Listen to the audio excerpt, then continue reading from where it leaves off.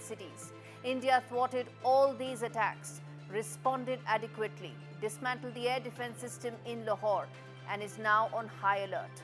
Today, I will focus on India's strategy going forward, a defense system that worked perfectly against enemy missiles and drones, a diplomatic strategy aimed to continue to isolate Pakistan globally, and economically squeeze Pakistan to ensure it does not get the $1.3 billion IMF loan that is set to be decided on today. But first, I want to start with the big stories at this hour.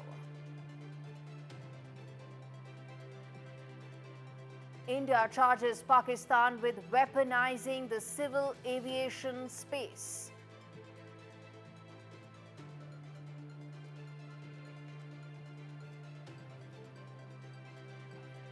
Indian response inflicted heavy damage on Pakistan Army in response to Pakistan moving up the escalation ladder when it decided to hit 15 Indian cities and their defense installations.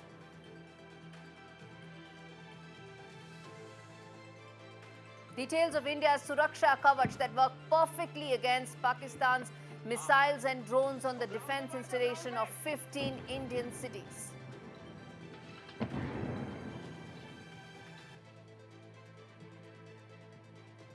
From New York to Mumbai, London to Kabul, when terror strikes, the smoke often drifts east towards Pakistan. Different attacks, same shadows. Is it coincidence or a deadly pattern? We decode Pakistan's global terror connection. Mastermind of the IC-814 airplane hijacking is dead in India's strikes against Pakistan's terror infrastructure inside Pakistan and Pakistan-occupied Kashmir.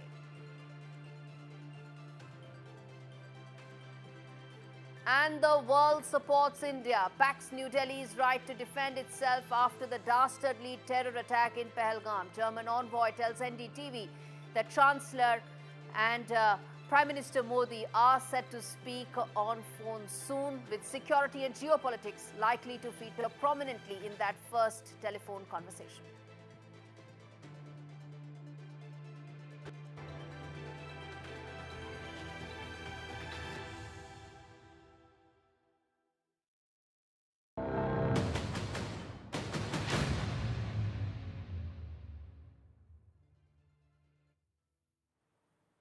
Viewers, in the early hours of Thursday morning, India's skies were tested and they held firm. A wave of drone and missile attacks launched by Pakistan aimed to target critical military and civilian infrastructure across northern India. But thanks to a robust, multi-layered air defense shield led by the indigenous Akash missile system and the cutting-edge S-400 Triumph, those threats never ever reached their mark. At the front line was Akash, a mobile all-weather medium-range surface-to-air missile system designed by the DRDO and built by Bharat Dynamics that you can see right here. And what else is it that ensured that India's skies remain protected? Operating from launchers mounted on T-72 BMP-2 chassis or Tata's high-mobility trucks, Akash batteries integrate seamlessly into India's integrated air command system. Each Akash battery can track up to 64 targets, simultaneously engage up to 12. And that's exactly what we are talking about here. Last night, this capability was put into action, neutralizing multiple incoming aerial threats before they entered the Indian space. Complementing Akash was the Russian origin S-400 Triumph. Right there, India's drone, the Iron Dome, comprises of S-400 viewers, India's long-range strategic air defense umbrella, with its ability to detect, track and destroy threats up to 400 kilometers away and as high as 30 kilometers. The S-400 remains one of the most advanced air defense systems in the world.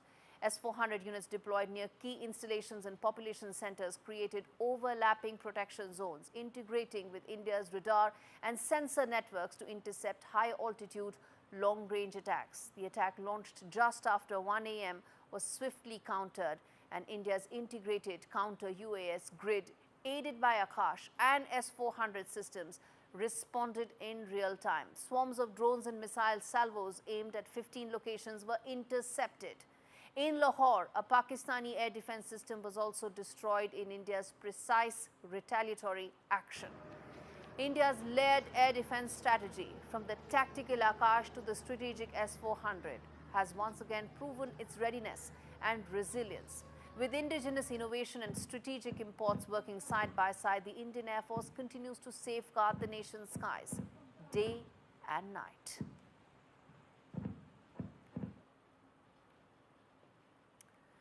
In fact, before we move any forward, I'm going to now talk about and play out these important sound bites, viewers, which essentially are talking about what exactly happened, India's narration, the fact that there's been a lot of miscommunication, misinformation from the Pakistani side is something that India has countered. And on your screens are the two women leading India's charge, India's voices. I'm going to first play out Wing Commander Vayamika Singh, and then you're also going to hear from Foreign Secretary Vikram Misri busting each and every lies by Pakistan. Listen in. Pakistan did not close its civil airspace despite it launching a failed unprovoked drone and missile attack on 7th May at 8:30 hours in the evening. Pakistan is using civil airliners as a shield, knowing fully well that its attack on India would elicit a swift air defense response. This is not safe for the unsuspecting civil airliners, including the international flights which were flying near IB between India and Pakistan. During a high air defense alert situation in the Punjab sector, as you have seen, the airspace on the Indian side is absolutely devoid of civil air traffic due to our declared closure. However, there are civil airlines flying the air route between Karachi and Lahore. Indian Air Force demonstrated considerable restraint in its response, thus ensuring safety of international civil carriers. The Gurdwara in Poonch in particular was attacked by Pakistan, and some local members of the Sikh community, including a Ragi of the Gurdwara, lost their lives in this incident. Pakistani claims that they did not target or attack any religious place. Instead of owning up to these attacks, Pakistan made the preposterous and outrageous claim that it was the Indian Armed Forces and the Indian Air Force that was targeting cities like Amritsar and trying to put the blame on Pakistan.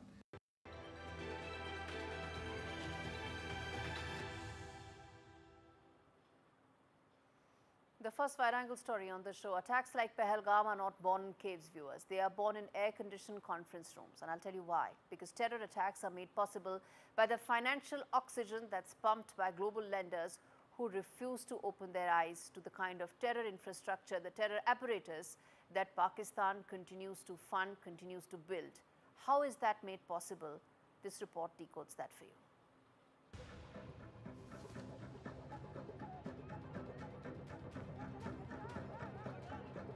As the world grapples with terror emanating from Pakistan, Islamabad seems to be thriving on global handouts. In the shadows of terror, Islamabad plays its most polished role, the beggar in a blazer. Even as it orchestrates bloodshed in Kashmir, it shows up in Washington with spreadsheets and sob stories. Pakistan joined the IMF and the World Bank in 1950. And since then, the World Bank has supported Pakistan with 25 bailouts. Presently, the portfolio includes 54 projects with a total commitment of $15.7 billion. But let's be clear, these dollars don't build schools or hospitals. They build bunkers, they fund silence. And they fuel Pakistan's real engine, its army and the terror infrastructure it shields. Pakistan's latest defense budget is a 14.5% increase over its last one. In a nation that cannot light its cities or feed its children, it seems like a stretch to mindlessly pump billions into its defense apparatus. Every bailout becomes a subsidy for Pakistan's war machine, a global investment in destruction. But after Pahalgam terror attack, India has decided to act. New Delhi is stepping forward, voting against the IMF's latest lifeline to Pakistan. A red line has been drawn. For decades, the world has rewarded Pakistan for failure, for violence, for terror. But there has been no reform, no remorse. Now there will be accountability.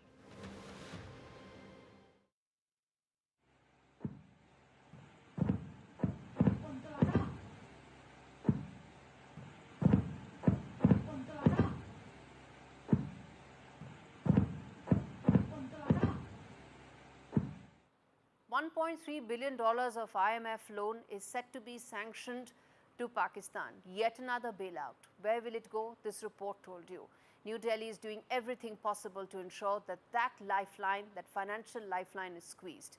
And it should be, as Pahalgam and what has happened since then is a wake-up call for the world. Well, viewers, from New York to Mumbai and London to Kabul, when terror strikes, the smoke often drifts east. Different attacks, same shadows. Is it coincidence or is it a deadly pattern?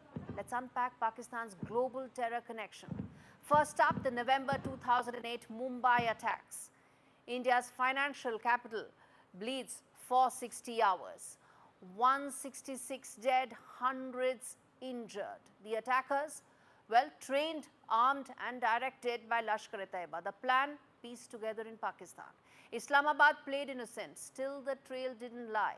Ajmal Kasab was caught and revealed the entire nefarious plot that was hatched and executed by Islamabad.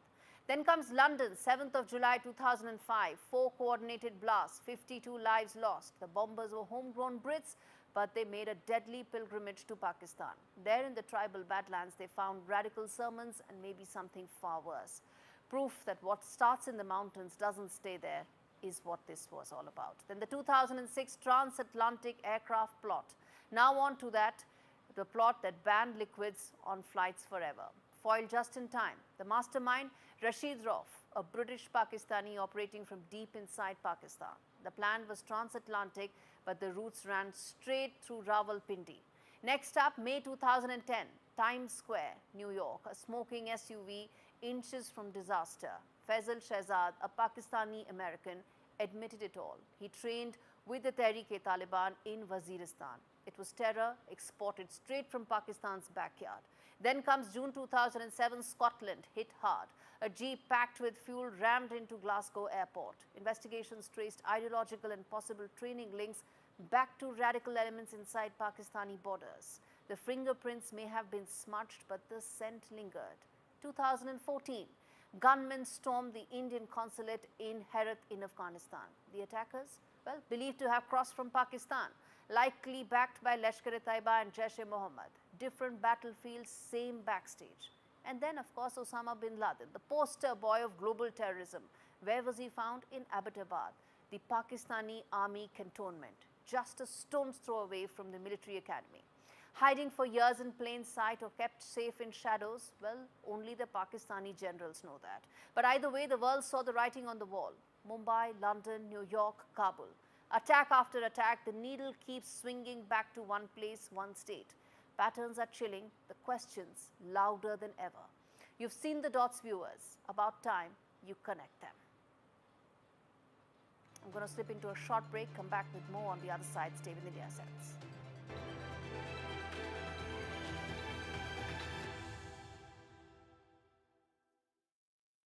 Sometimes it's not time for some tombola. It's enjoying lasagna time. Or time to visit your nan time. Put the phone down. Don't miss Sharp's half-price spring savings. Get Sharp's bespoke fitted furniture for every room, from living spaces to home offices and bedrooms. Many ranges are now half-price, including our must-have Manhattan range. Our exclusive Space Plus system means we won't be beaten on space. Plus, you get our 15-year guarantee for total peace of mind. Refresh your home with Sharps this spring. Book your free home design visit today at sharps.co.uk. Just sorted my guaranteed over 50 plan with Sun Life. There's even a cash payout. Nice one. It's given me the confidence to look after myself. I've started learning jiu-jitsu. Come on! Search Sun Life Plan today and get a free gift card. What are you so happy about? I've just made a claim.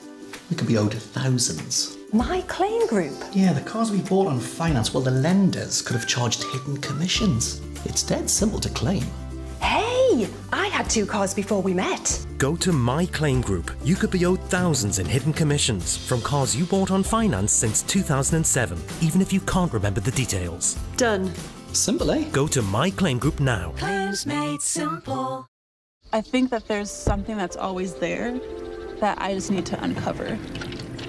Like, I know I'm gonna get there, but I have to be patient with myself. That's probably the scary part for me.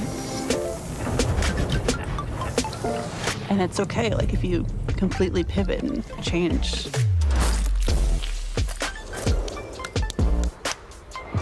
You know, you have to be comfortable with that.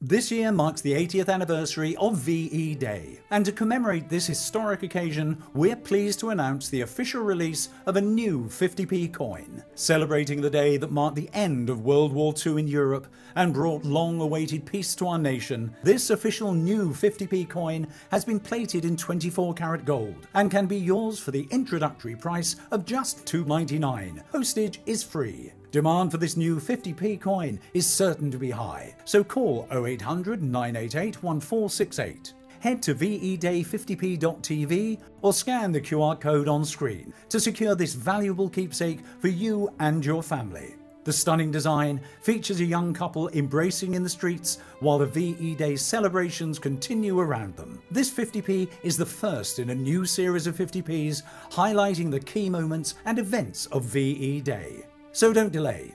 Head to veday50p.tv now.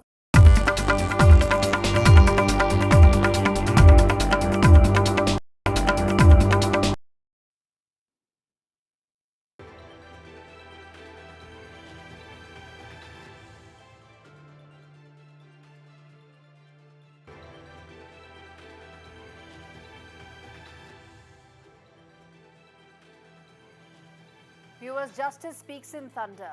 India's Operation Sindoor has not only avenged its fallen but struck a blow against the very heart of global terror. Rauf Azhar, the ghost of Kandahar, the butcher behind Daniel Pearl's beheading, is no more. The message: you can run but you cannot hide from justice. And this report tells you exactly why.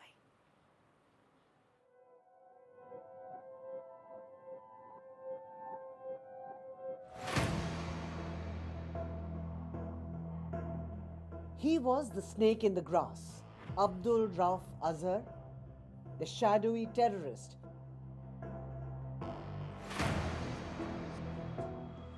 Behind the 1999 IC-814 hijack, the Pathankot carnage, and the chilling Parliament attack.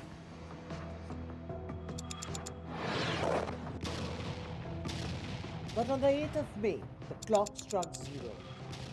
In a thunderous message wrapped in steel and precision, India's Operation Sindoor brought the hammer down. 9 locations, 1 goal. To cut the head off the terror hydra thriving in Pakistan and Pakistan-occupied Kashmir. Among the dead, Rauf Azhar, a man whose fingerprints stained every major jihadi plot against India. And chillingly, the invisible hand in the brutal beheading of American journalist Daniel Pearl. The dots connect. Azhar orchestrated the Kandahar hijacking, forcing India to release Omar Sheikh, Pearl's eventual killer. That release became a devil's deal that cost Pearl his life in 2002. A journalist, a truth seeker, executed for daring to pull back the curtain on Pakistan's duplicity. And now, the Reaper calls on Rauf Azhar. India's jet struck deep, turning Bahawalpur's terror HQ into a tomb of jihad. Masood Azhar may mourn his family, but the world sees through crocodile tears. For decades, Pakistan's soil has been a nursery for snakes, trained to strike across the border. But this week, India showed it can and will burn the nest. The world watched. The world applauded. In the war against terror, India didn't blink.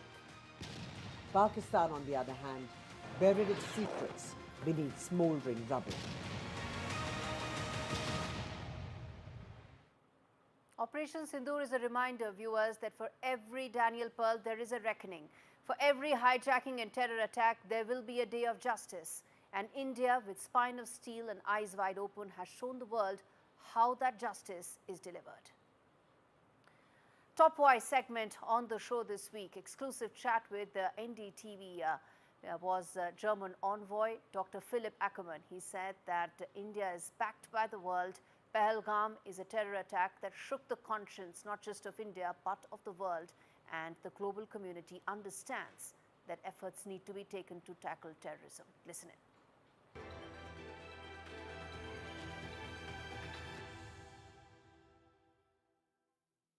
Hello and welcome to a very special interview today with Dr. Philipp Ackermann. He is the ambassador of Germany in India.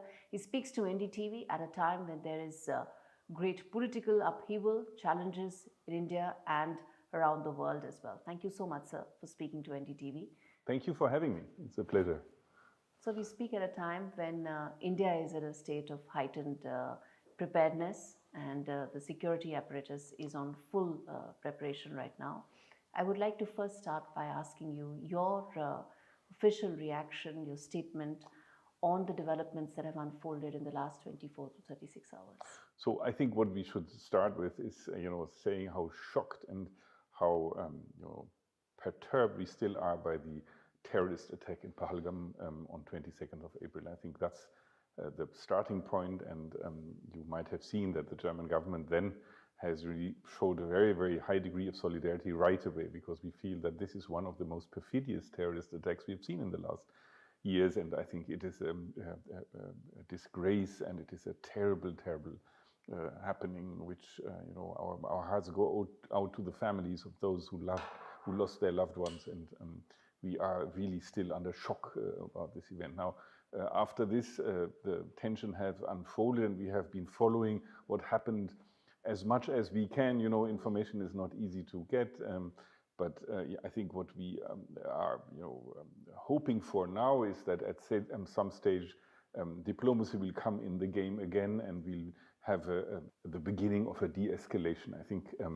my conviction is that the government of India, but also the government of Pakistan, have no interest in evolving this crisis into a huge, full-fledged military action, and I think that the world is looking with great attention to what happens here. At the end of the day, we need de-escalation in order to avoid another crisis in a time full of crises. Actually, you look everywhere and you see a very, very tense situation in the world.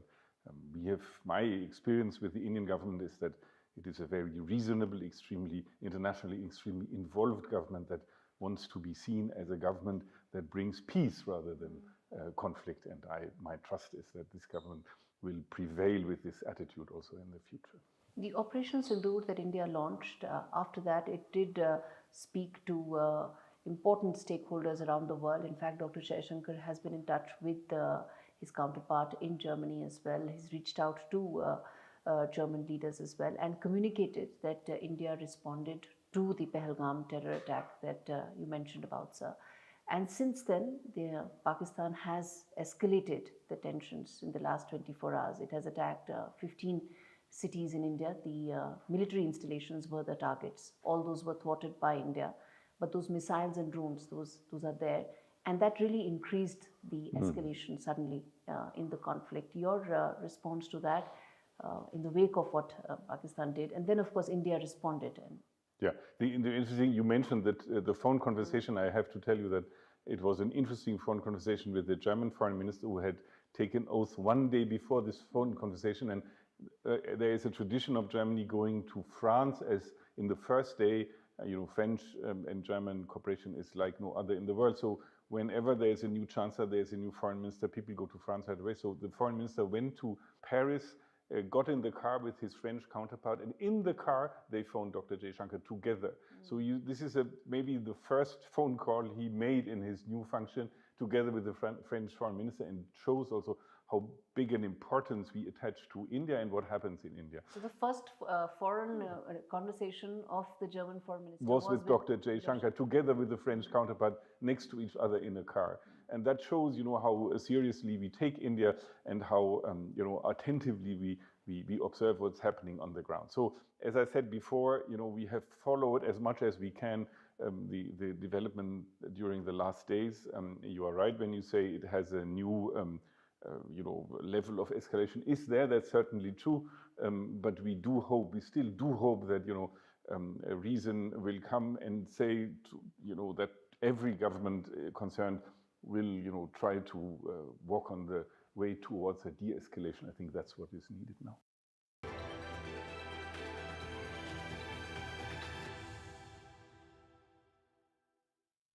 I think that there's something that's always there that I just need to uncover. Like, I know I'm gonna get there, but I have to be patient with myself. That's probably the scary part for me. And it's okay, like, if you completely pivot and change.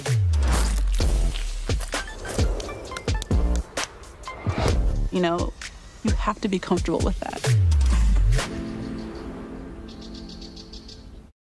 This year marks the 80th anniversary of VE Day, and to commemorate this historic occasion, we're pleased to announce the official release of a new 50p coin. Celebrating the day that marked the end of World War II in Europe and brought long-awaited peace to our nation, this official new 50p coin has been plated in 24-karat gold and can be yours for the introductory price of just $2.99. Postage is free. Demand for this new 50p coin is certain to be high, so call 0800 988 1468. Head to veday50p.tv or scan the QR code on screen to secure this valuable keepsake for you and your family.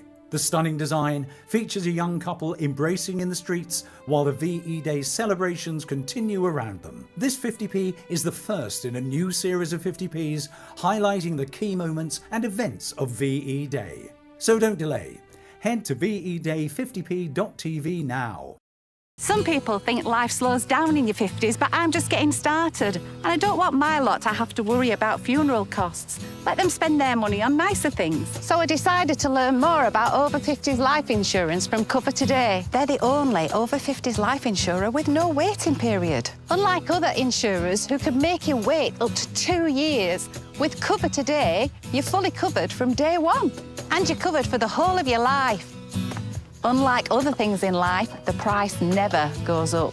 Go online or talk to their friendly UK team in just one phone call. Cover Today are the only over 50s life insurer with no waiting period. And no annoying trips to the doctors either. Plus, you get your choice of a £125 gift card. Now I'm with Cover Today, I can get on with something much more interesting. To find out more about Cover Today, call our friendly UK team on 0800 470 4474 or visit covertoday.co.uk. It feels good knowing that your future's in hand. Evlo can offer you a loan from £1,000 to £15,000, whether it's for home improvements or for some of life's big moments. Evlo looks beyond your credit score and always takes a case-by-case approach. Visit evlo.co.uk to get your conditional decision in minutes. Get that lucky cow feeling with luckycowbingo.com/bingo, the site that's bursting with beautiful bingo games. That's luckycowbingo.com/bingo.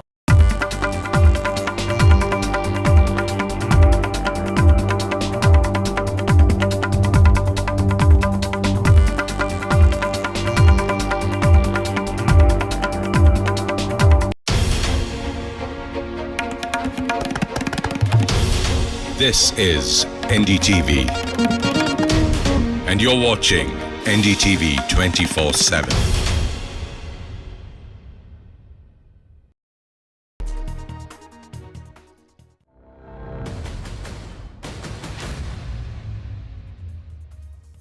Hello, ladies and gentlemen, you're watching NDTV. In a major revelation by the Indian Armed Forces, Pakistan used civilian aircraft as a shield against Indian air defense systems and kept its airspace opened, even attacking India on the 8th of May.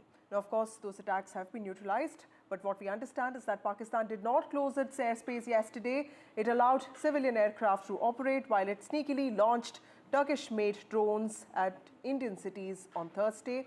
This is what the government said in a briefing today evening. Now, Pakistan used unsuspecting civilian aircraft flying in its airspace as shields. That's what the government has said. This is a big revelation, and it's a new low for Pakistan, the weaponizing of airspace that was meant for civilian aircraft. Now, the Bureau of Civil Aviation Security has also implemented stronger security checks at Indian airports across the country. This is even as tensions soar between India and Pakistan. And these measures include secondary security checks at boarding gates and also a ban on visitors inside terminal buildings. But when it comes to airspace, specifically at a time of conflict, who governs its use or misuse? What do international laws and agreements say when it comes to military convention on civil aviation from airspace to airports? That is what we will try and focus on today. But before that, let me also give you a glimpse of what happened at the briefing today. Pakistan did not close its civil airspace despite it launching a failed unprovoked drone and missile attack on 7th May at 8:30 hours in the evening. Pakistan is using civil airliners as a shield, knowing fully well that its attack on India would elicit a swift air defense response. This is not safe for the unsuspecting civil airliners, including the international flights which were flying near IB between India and Pakistan. During a high air defense alert situation in the Punjab sector, as you have seen, the airspace on the Indian side is absolutely devoid of civil air traffic due to our declared closure. However, there are civil airlines flying the air route between Karachi and Lahore. Indian Air Force demonstrated considerable restraint in its response, thus ensuring safety of international civil carriers. With an intent to target military infrastructure, Pakistan military also resorted to firing of heavy caliber weapons along the line of control. Along the international border and line of control, drone intrusions were attempted from Leh to Sar Creek at 36 locations with approximately 300 to 400 drones. Indian Armed Forces brought down a number of these drones using kinetic and non-kinetic means. The possible purpose of these large-scale aerial intrusions were to test the AD systems and gather intelligence. Forensic examination of the drone debris is being undertaken. Preliminary reports suggest them to be of Aziz Guard Songa drone of Turkey. The Gurdwara in Poonch in particular was attacked by Pakistan, and some local members of the Sikh community, including a Ragi of the Gurdwara, lost their lives in this incident. Pakistani claims that they did not target or attack any religious place. Instead of owning up to these attacks, Pakistan made the preposterous and outrageous claim that it was the Indian Armed Forces and the Indian Air Force that was targeting cities like Amritsar and trying to put the blame on Pakistan. Okay, my colleague Shiv joins us now. Shiv, quoting directly from the briefing that happened today, Pakistan's irresponsible behavior was seen when it did not close its airspace. Pakistan is using civilian aircraft as a shield against Indian air defense systems. Civil aircraft was seen flying between Karachi and Lahore. What does this revelation mean for India and the case that it has rightly built against Pakistan? Vasudha, Pakistan has always been accused at the army level of situating its artillery guns and Pakistan army posts inside civilian villages on their side of the line of control in order to restrict the Indian army from firing back, because the Indian army has morals and does not fire on civilian establishments, and therefore, civilian villages are used as a human shield. Take that analogy into the air now, and what the Pakistan Air Force has basically done, as is being said by the Indian government today in that briefing, is that they've launched a swarm of drones at India without shutting their airspace, which basically means should India react to those drones and fire surface-to-air missiles or air defense systems, then any civil airliners flying in Pakistani airspace stand endangered and at risk of being shot down by those Indian missiles. In other words, Pakistan doesn't care about the safety of airliners in its airspace. It would rather put them at the risk of being shot down by an Indian missile just to prove some kind of circular point about India. That alone tells you what, Pakistan's integrity and morality is really about. It basically takes the entire concept of a human shield, which only terror groups are accused of doing, the Pakistan army has been accused of doing in the past, and taking it into the air at a much higher level. This has international implications because remember, India is a member of international civil aviation bodies, Vasudha, and this means that with India making a formal allegation of this kind against Pakistan, alleging that it has refused to close its airspace when that would have been the technically obvious thing to do when it is launching an aerial attempt to attack Indian establishments, not closing its airspace has put international airliners at risk. So I'm very curious to see how civil aviation bodies in other countries, airlines that use Pakistani airspace and airports will react, because with India saying it, with the weight that India carries, how can anyone ignore it is my question. Absolutely, Shiv. Also because you're in Jammu and Kashmir, there was another point that Vikram Misri, the Foreign Secretary, made today, and that was about the heavy shelling that we witnessed by Pakistan in Jammu Kashmir's district, specifically Poonch. He talked about how this hit the house of 2 students of a convent school, killing them. You also went to Uri, which also saw deaths of civilians. Tell us, what are people feeling about this? There's a huge amount of anger because virtually every part of Uri and Kupwara and the forward areas, has been evacuated because of multiple, casualties in those areas. There have been deaths in the Kandahar area of North Kashmir. We couldn't get till there because it's completely out of bounds. I just returned from the home in Uri today of the first fatal casualty, a woman called Nargis Bano, her grieving family.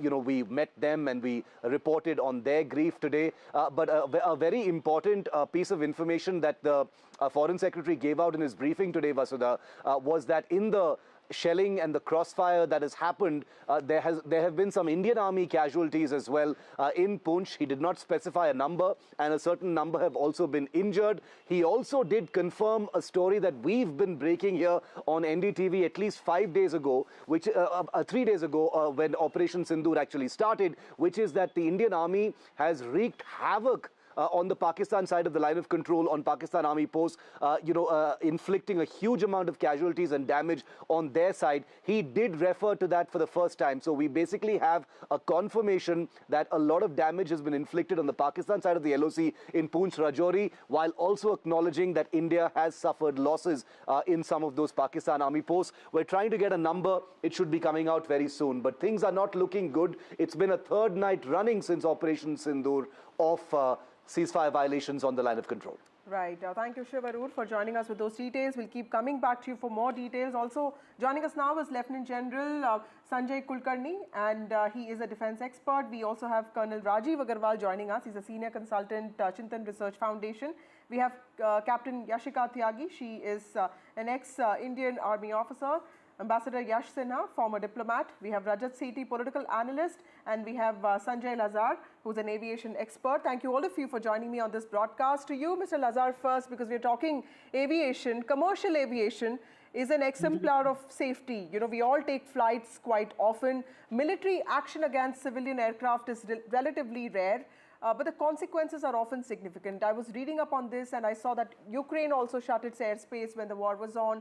But are there any international rules that govern the use or misuse of airspace, especially during conflicts? Thank you for having me, Vasudha, on your show. First of all, it's shocking to have seen the press conference from Foreign Secretary who pointed out that Pakistan had used this airspace and civilian airspace. The rules of the air are very clear, and they go back to 1919, actually prior to the World War I, when international law was made, codifying military airspace as well as civilian airspace. And that's what we've seen a violation of. Article 12 is very clear, and it lays out that military airspace will be different from the civilian airspace, which are controlled by air traffic controllers. During a wartime, we have what is known as a MARSA. Military assumes responsibility of separation of aircraft. You also have what is air defense identification zones. Now, civilian aircraft should not be flying in this. Now, if India had evacuated its airspace or Pakistani airspace, Pakistan kept it open and allowed civilian aircraft to come within, and they were firing off drones under the disguise of the civilian aircraft, knowing fully well that India could not respond or would not respond. And this is, this goes below any defense force. I mean, we've got so many defense experts on the show with us today, and they will tell you this is just not a done thing, either in land warfare or air warfare or naval warfare. There are rules of engagement, and this clearly violates them. We have a history of over 30 incidents in world aviation where militaries have struck out, or air forces have struck out at civilian airliners. Some of the more famous ones are the Korean Air 007 in 1983, the Iran Air in 1988 by the US Navy. These are aircrafts that went into areas of conflict. And there is no mercy, in a war, unfortunately. Right. So Pakistan has been very underhanded, and, it's absolutely unacceptable that they would do such a thing. I believe the Foreign Secretary pointed out that we had a FlyNAS 320 that was flying out of the airport there, and that's a civilian aircraft going to the Middle East. And it's unthinkable that Pakistan would launch an attack on India whilst this was going on. It's beats me. I mean, I've never heard something, and I heard Shiv saying this earlier, and he's absolutely right. It's a breach of international law and of military law. Right. Let me get in other experts also. Captain Tyagi, Yashika Tyagi, how do you see this violation by Pakistan, this breach of international law? Like Mr. Azhar was also saying that the law is very clear on this, that military airspace is different from civilian airspace. The revelation that's been made by armed forces today, how do you see this, ma'am? Jai Hind. And today being here on this panel is actually a fan moment. I have been reading about General Kulkarni's op Meghdoot all along. And sir, salute to you. Great to be here sharing this panel with you. Truly an honor. Now about your question that what do I feel about Pakistanis violating this basic paradigm? Well, what else do you expect from a Pakistani? I think down in the dumps, their morals, their morale is both down into the heels of their boots. I have nothing more to say in this than express deep shame. Retaliation with those 500 drones today were on expected lines. Absolutely. And how their HQ-9s failed to perform again on expected lines, and how our S-400 rocked is again on expected lines. And today, I am very glad to say that this one saying that says man behind the machine is one who turns the tide. And today, let us take it one more step further and say man/woman behind the machine. Gives us great pleasure. We all have been watching this briefing given by Colonel Sophia and Wing Commander Vyomika. And let me tell you with great pride as a woman officer, I say that these two women who are there representing these two services, they are representing, but at every stage of this operation, may it be the use of Rafales or the drones or land or the warships getting readied, whatever you may say, everywhere women officers' footprint is there. Right. So it is an extremely proud moment, and I think after this operation Sindoor is over, we will be doing our analysis about the takeaways from it, and one takeaway that will stand out is how women officers are so ready for the combat. If this is not combat, what is? Absolutely. And women officers are there right at the helm of it. That's a very, very good point. Yeah. Lieutenant General... I myself have been part of Kargil, Battle of Kargil, and so a lot of years have passed, and from where to where we have come. Absolutely. Very proud moment. That's a huge milestone. Lieutenant General Sanjay Kulkarni, sir, how do you see the escalation that Pakistan has initiated now? Because we all stand by what Vikram Misri said yesterday, that Pahalgam was the original act of escalation, and India is just responding to that. But 36 locations from Leh to Sar Creek in Kutch, clearly was this expected? Did you expect Pakistan to react like this? Of course, fortunately, all of that has been neutralized, but what can India expect next? Thank you very much. At the outset, yes, go along with Yashika. We are really proud of our women officers, goes without saying. Now, coming to your question, surely at least I never expected Pakistan would do that. For a very simple reason. I thought there was some backdoor or some rumors or maybe false information that the NSA had spoken. There was someone from Saudi Arabia had come to India, the minister, wanting to, negotiate or facilitate a better relations between the two countries. And just the night previous, they had fired all their missiles and drones, and all of them had been neutralized even before they could enter the Indian airspace. But, well, knowing Pakistan and knowing what it did, and again, that what you said rightly, using human shields and all kinds of things, this is what Pakistan is all about. A rogue state you cannot trust. It would do exactly what you think they would not do, they will do it. Right. And that is the reason why. But notwithstanding all that, obviously, the armed forces were prepared. Armed forces knew. And that is what come as a surprise to the Pakistanis. They thought they could surprise us, and instead they got surprised because they realized that all the drones, all the missiles were virtually neutralized, and they had suffered heavy losses.